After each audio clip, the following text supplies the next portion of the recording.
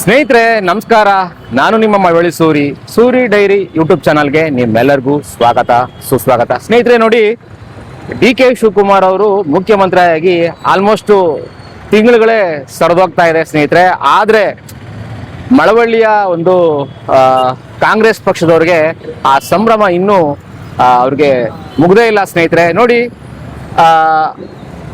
ಬೆಂಗಳೂರಿನ ಒಂದು ಫುಟ್ಪಾತ್ ತೆರವುಗೊಳಿಸುವಂಥ ಸಮಯದಲ್ಲಿ ಕಾಂಗ್ರೆಸ್ ಪಕ್ಷದ ಕೃಷ್ಣ ಬೈರೇಗೌಡರು ಹೇಳ್ತಾರೆ, ಸುಪ್ರೀಂ ಕೋರ್ಟ್ ಆದೇಶ ಇದೆ, ಅದಕ್ಕೆ ನಾವು ಫುಟ್ಪಾತ್ಗಳನ್ನ ತೆರವುಗೊಳಿಸ್ತಿದ್ದೀವಿ. ಯಾಕೆ ಅಂತಂದರೆ ಫುಟ್ಪಾತ್ಗಳ ಮೇಲೆ ಪಾದಚಾರಿಗಳಿಗೆ 100% ಹಕ್ಕಿದೆ ಅಂತ ಸುಪ್ರೀಂ ಕೋರ್ಟ್ ಆದೇಶ ಮಾಡಿದೆ ಅಂತ ಅವರೇ ಹೇಳ್ತಿದ್ದಾರೆ. ಅವರು ಏನೇನು ಹೇಳ್ತಾರೆ ಅಂತ ಕೇಳಿಸ್ಕೊಳ್ಳಿ ಸ್ನೇಹಿತರೆ. ಎಲ್ಲ ಸರ್ಕಾರಗಳಿಗೆ ಕಟ್ಟುನಿಟ್ಟಿನ ಸೂಚನೆಯನ್ನು ಕೊಟ್ಟಿದ್ದಾರೆ.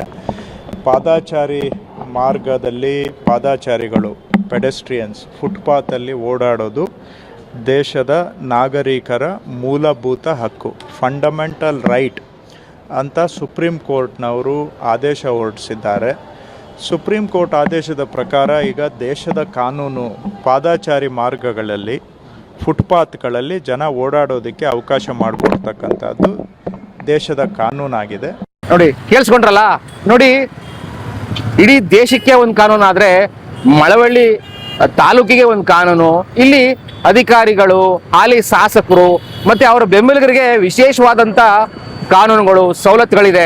ಇನ್ನು ಪುರಸಭೆ ಮುಖ್ಯಾಧಿಕಾರಿಯವರ ಗಮನಕ್ಕೆ ತರಕ್ಕೆ ಹೋದ್ರೆ ಕರ್ತವ್ಯ ಅಡ್ಡಿ ಅಂತ ಹೋಗಿ ಅವರು ಪ್ರಶ್ನೆ ಮಾಡಿದವ್ರ ಮೇಲೆ ಹೋಗಿ ಒಂದು FIR ಮಾಡಿಸ್ಬಿಡ್ತಾರೆ.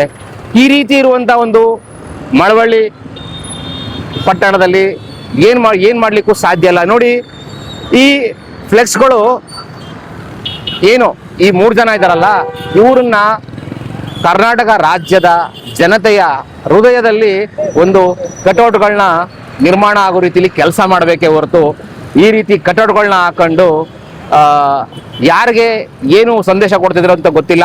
ಆದಷ್ಟು ಬೇಗ ಪುರಸಭೆಯವರು ಈ ಒಂದು ಫ್ಲೆಕ್ಸ್ಗಳನ್ನ ತೆರವುಗೊಳಿಸ್ಬೇಕು ಅಂತ ನಾನು ಮನವಿನೂ ಮಾಡ್ಕೊಳ್ತೇನೆ. ಆಗೊಂದು ವೇಳೆ ತೆರವುಗೊಳಿಸಿಲ್ಲ ಅಂತಂದರೆ ವಿಧಿ ಇಲ್ಲ, ಸಂಬಂಧಪಟ್ಟ ಹಿರಿಯ ಅಧಿಕಾರಿಗಳು ಅಥವಾ ಸಕ್ಷಮ ನ್ಯಾಯಾಲಯದಲ್ಲಿ ಈ ಒಂದು ವಿಚಾರನ ಕೂಡ ತೆಗೆದುಕೊಂಡೋಗಿ ಪ್ರಶ್ನೆ ಮಾಡೋಣ ಅಂತ ಯೋಚನೆ ಮಾಡ್ತಿದ್ದೀವಿ.